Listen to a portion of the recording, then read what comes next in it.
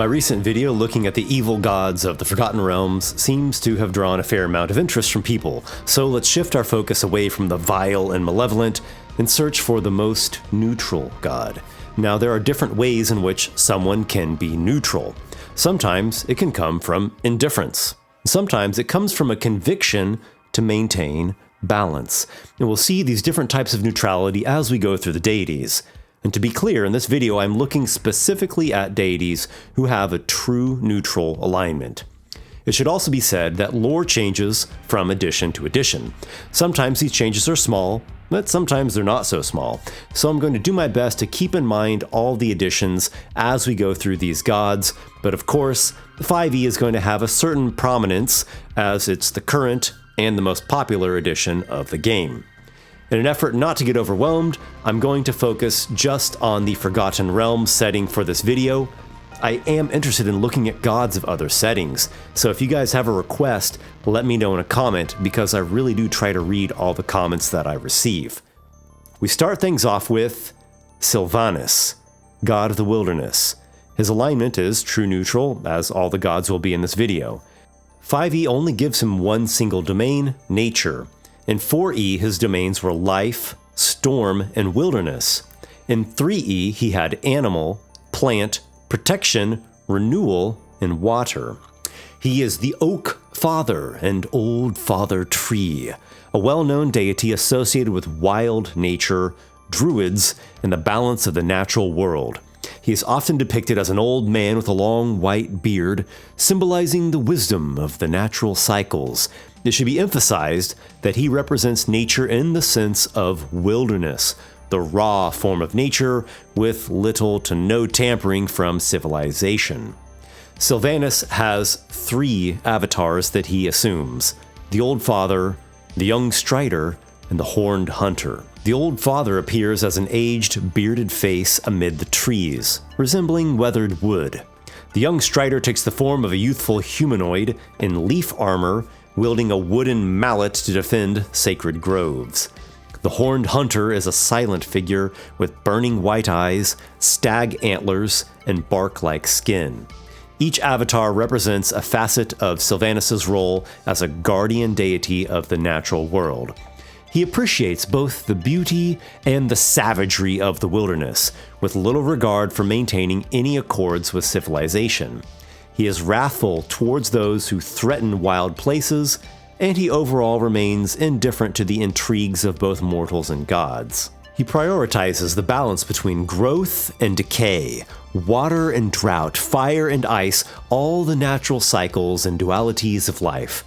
Some people do end up misinterpreting him as heartless or emotionally distant, but in reality, the fact is, he values all forms of natural life and all the natural expressions of the wilds. The key word here is natural. He wouldn't get worked up if a wildfire swept through a region, but if people start misusing fire in order to advance their plots through destroying the wilderness, then he will have a problem. Another way to look at this is that Sylvanas is committed to preserving the balance of the natural world. It's easy to see how Sylvanas is true neutral. He is wild, but also follows cycles and patterns and has a dedicated commitment. He does not intervene in natural disasters, nor the more brutal aspects of nature, but he also makes sure that there is new growth and that life perseveres overall. Next, we come to Kossuth, god of fire. True neutral in alignment, of course. His only domain in 5th edition is light. 4th edition did not get around to developing him, so we don't really have any domains there to talk about. 3rd edition gave him destruction, fire, renewal, suffering, and wrath. The Fire Lord and the Lord of Flames. Kossuth is the god of elemental fire and purification by fire. In more recent Forgotten Realms history, he is not considered a god in the truest sense of the word, but rather a primordial, one of the eldest, greater elemental beings that is almost godlike in power. Kossuth manifests as a towering column of red-hot, awe-inspiring flame, with a commanding voice that echoes for hundreds of yards. As a supremely powerful elemental being, Kossuth has had dominion over fire since the earliest moments, though the specifics of his identity still remain a matter of conjecture. He prefers to involve himself in the intrigues of the inner planes. He seldom intervenes in mortal affairs.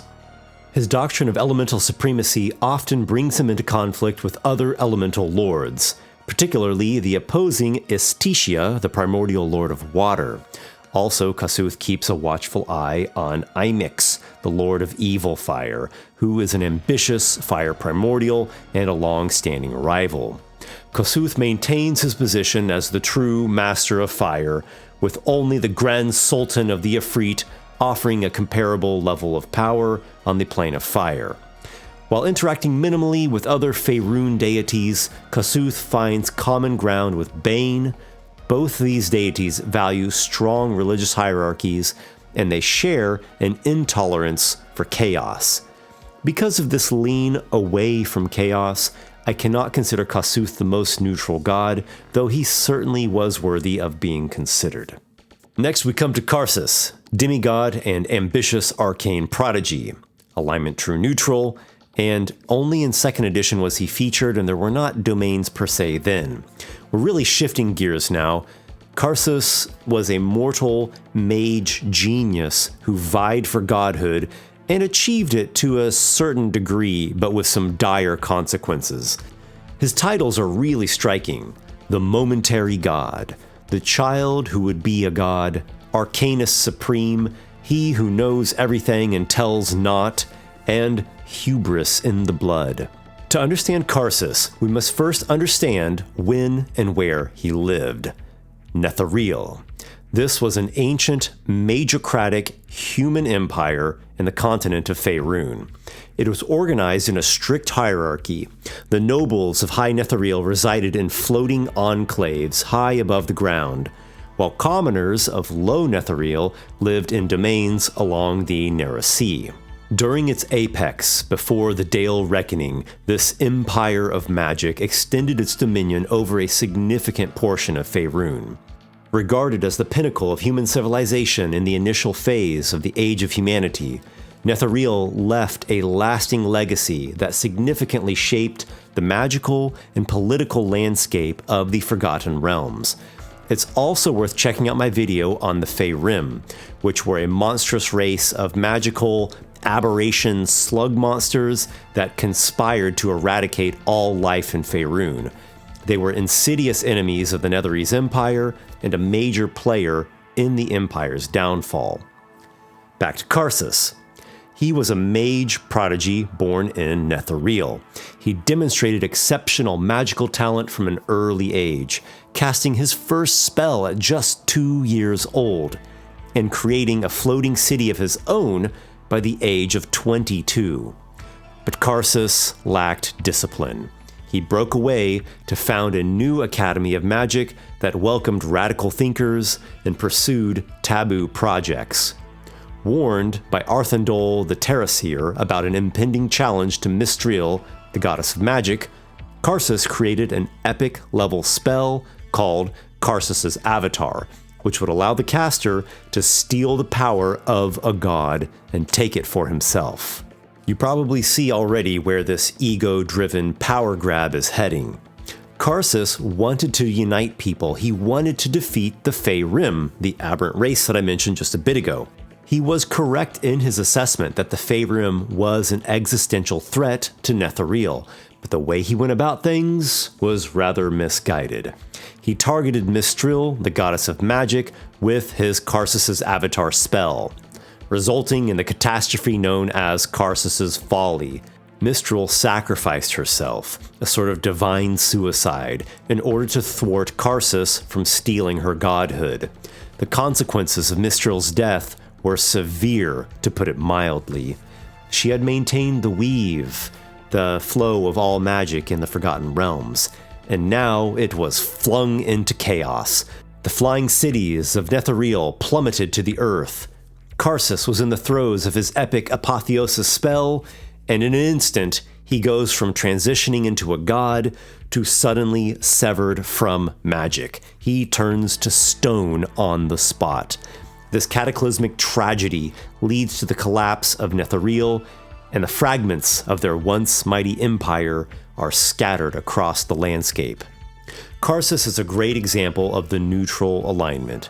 He does not prey upon the innocent, like an evil character does, and he wants to defeat a truly evil threat, the Faerim. But at the same time, he's not motivated by compassion, or altruism, or love. He's just in it for himself, and he is okay with screwing people over and letting people down and risking widespread suffering in the process. In some ways, you could argue that he is chaotic neutral due to his rebellious and free-spirited ways. But I argue that his chaotic aspects balance out with his lawful aspects in which he wants to create, to preserve, to construct society. Even when he breaks away from official institutes of magical study, what does he do? But found his own institute, thus creating a new kind of structure and system. More than anything, Karsus highlights the extreme dangers of mortal attempts to wield divine power. Next, we look at Agma, god of inspiration, invention, and knowledge. True neutral in alignment, of course. 5e only gives him the domain of knowledge. 4e gave him knowledge, skill, and trickery, and 3e, which had tons of domains, gave him balance, charm, knowledge, luck, travel, trickery, and pride. The Lord of Knowledge, the patron of bards, the binder of all that is known. Agma is a prominent deity in the pantheon of the Forgotten Realms, revered as the god of bards, of inspiration, and of knowledge. Agma embodies the power of ideas and the sharing of intellectual pursuits. His followers are known as Agmites. They seek enlightenment through the accumulation and dissemination of information. Agma is often depicted as a wise figure, encouraging the exchange of ideas and fostering a love for learning. The god's influence extends to scholars, scribes, and really anyone who holds the pursuit of knowledge in high esteem.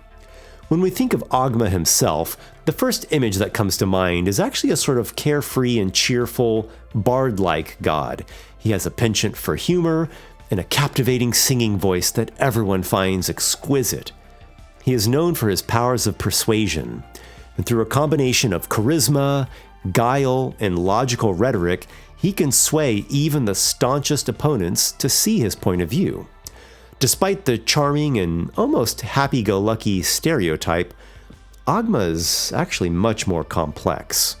You see, for so long, his essential duty was to select which ideas endured and which faded away.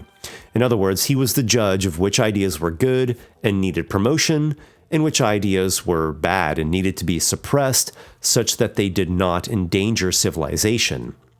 This is a very heavy and impossibly complicated responsibility, and Agma approached it with seriousness and caution. Due to such endless complexity of ideas, Agma favored ideological conservatism.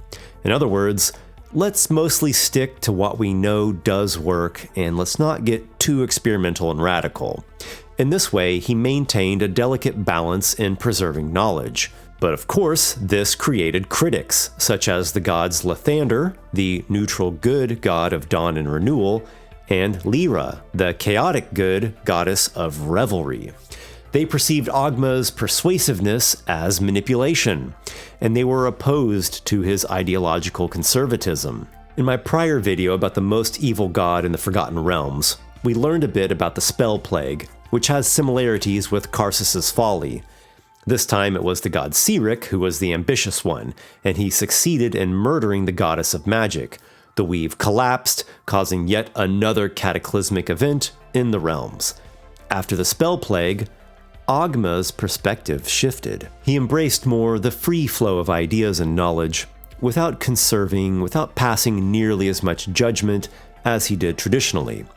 It was all too complex, so unless an idea clearly was going to bring about another doomful cataclysm, just let all the ideas flow through society, the good and the bad, and the bulk of ideas that actually fall somewhere in between. Although he thrives on new ideas, and he usually appears charming and quick to laughter, Agma bears an immense burden, and he can even self-sabotage due to his inclination to overthink things. We now turn to Joaquin, goddess of trade and money. True neutral, of course. Her domains in 5e are knowledge and trickery. In 4e, she had civilization and knowledge, and 3e, with its unending bounty of divine domains, gave her avarice, balance, envy, knowledge, pride, protection, sloth, travel, and trade. Joaquin is the merchant's friend, the golden lady, and the mistress of coin. She appears as a golden woman decked out in the most opulent clothing and jewelry. Being that she represents wealth and commerce, you can easily imagine just how widespread and generally accepted her worship is. But keep in mind, she is neutral aligned. Thus, she embodies a dual nature, supporting both legal and illegal commerce. Joaquin is an active and enthusiastic deity. She revels in the bustling energy of marketplaces and the rapid pace of business negotiations. Legends speak of her invisible presence during intense bargaining sessions, ensuring that her worshippers secure the best deals. Known for her flexibility and persistence, Joaquin often adopts unconventional approaches when standard business practices fall short, a trait that occasionally leads her church to permit that the ends justify the means. During the time of troubles, Joaquin faced imprisonment in the abyss, with grass as her captor no less. Upon her return, she exhibited an expanded skill set, seamlessly integrating rogue-like abilities with her formidable wizard-like and cleric-like powers. In addition to her magical prowess, Joaquin wields a very unique weapon, a stream of pummeling gold coins. It functions sort of like a big nunchaku of epic power. And any of these coins that scatter to the ground just remain there. They don't disappear, they're not temporary. I do find this a bit odd. If she can just create gold at will, and it spills all over the place, gold becomes more and more common, thus less and less valuable. If there were an abundance of gold all over the place, it would no longer function as money, and Joaquin would be no more special than a goddess of pebbles. Joaquin really is quite neutral. Definitely one of the most neutral gods that I can think of. But there are a few more that take things even further. Gond, the god of craftsmanship and artifice. True neutral in alignment, 5e gives him the domains of forge and knowledge, 4e gave him the very similar creation and knowledge, and 3e gave him craft, earth, fire, knowledge, metal, planning, and pride. Gond is referred to as the Lord of Smiths, the gearsmith, and the wonder bringer. He is revered by crafters, metalworkers, artificers, builders, and engineers. If anything can be said about Gond, it is that he creates things, and he motivates others to create things. Make more, make better. We could also view him as a god of technology. And like technology, the main drive is what can we make and how can we make it, not should we make it. There are some who claim that Gond is opposed to magic, but that is actually not true. He simply believes that magic needs to be used as a tool to improve construction and crafting, instead of just magic alone being relied on. A wizard can wield the finest spells in the world, but a masterwork sword blade can still slice his head off. It is this distinction that makes Gond decidedly an artificer-type god, not a mage. Indeed, Gond remains indifferent and unconcerned about morality. He doesn't really care about the ethics of inventions and creations. Do whatever you want with whatever you create. He only draws the line when it comes to a few certain things. For example, he does care about defending his own followers. You could devise and create an evil weapon of mass destruction, as long as you're not going to use it against those faithful to Gond. He also cares about people being skillful in their crafts and not lowering the quality or the excellence of craftsmanship. Again, go ahead, build that weapon of mass destruction, Just don't discourage or oppress other people from developing their crafting skills. Unless, of course, they are enemies of the religion of Gond, then you're free to oppress or attack them if you want. Gond is also one of the most neutral gods that you can find. He is just so indifferent to the vast majority of moral and ethical topics. But it gets deeper, oh yes. Neutrality goes much deeper.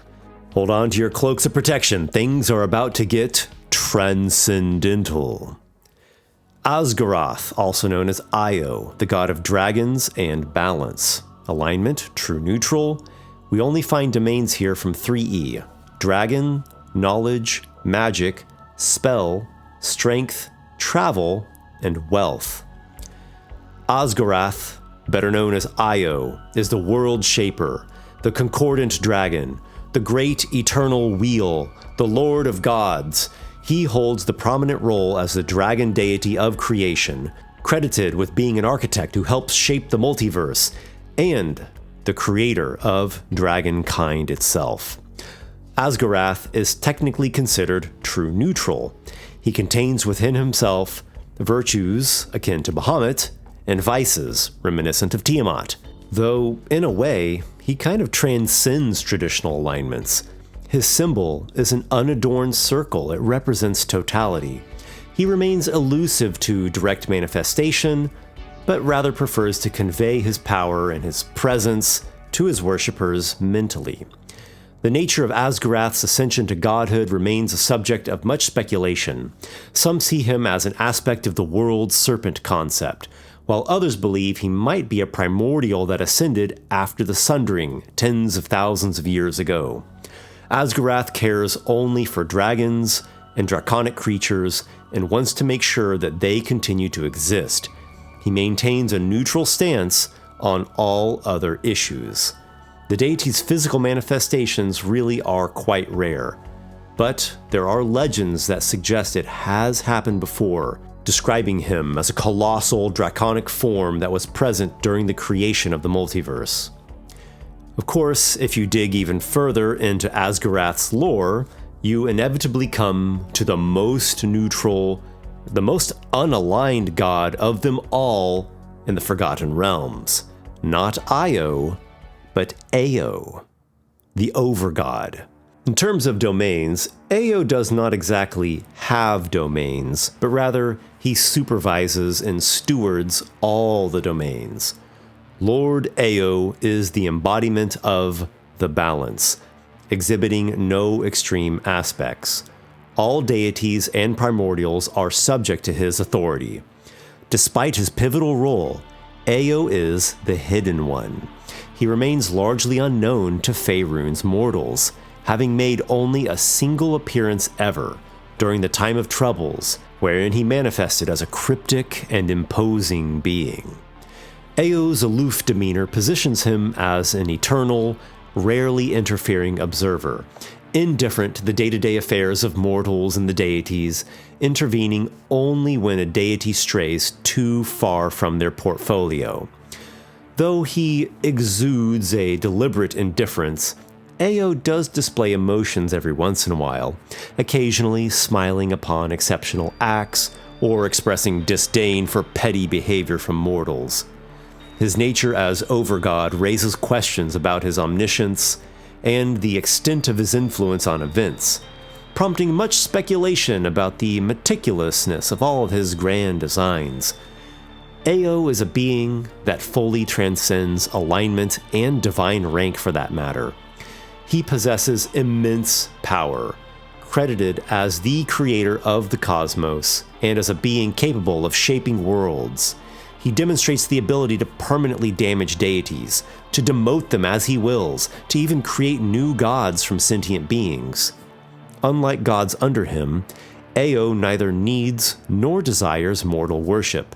He has enforced this principle ever since the Time of Troubles. He wants to ensure that the gods act as guardians of balance rather than the explicit rulers of mortals. Ao's responsibilities include overseeing the divine order, managing interloper deities that might try to intrude from other universes. He decides which mortals can ascend to godhood, and he establishes rules governing divine portfolios and conflict among gods. You could think of him as sort of an arbiter of deities. We see him as a grand supervisor, but not a puppeteer. In the detailed mosaic that is the Forgotten Realms, the true neutral gods are a very interesting bunch. We have Sylvanas and Agma, who continuously strive to maintain an equilibrium. Then we have those like Gond, Joaquin, and Kossuth, who are simply not concerned much at all with moral questions. Then there was Karsus, who is just in it for himself, for his own ambitions, and Asgorath, who wants an open, neutral world in which dragons can inhabit and preside over. And at the top, or maybe behind it all, is Ao. He remains backstage, like a great, divine sandbox GM who makes sure all the various actors get to keep playing their roles in the cosmic drama of existence. If you enjoyed this video, don't forget to give it a thumbs up and subscribe. You can also find links down in the video description to sign up for my monthly newsletter and to become a channel supporter on Patreon. I produce content every month to enhance your campaigns and fuel your inspiration. I want to say thank you to all my Patreon supporters, and an extra big thank you in particular to Adam Wood, Vince Vallely, Nick Thy Pirate King, Locke Monroe, and Nicholas A. Until next time, keep rolling your well-balanced dice, and remember that moderately average rolls are often all you need to succeed. And as always, may your adventures be many.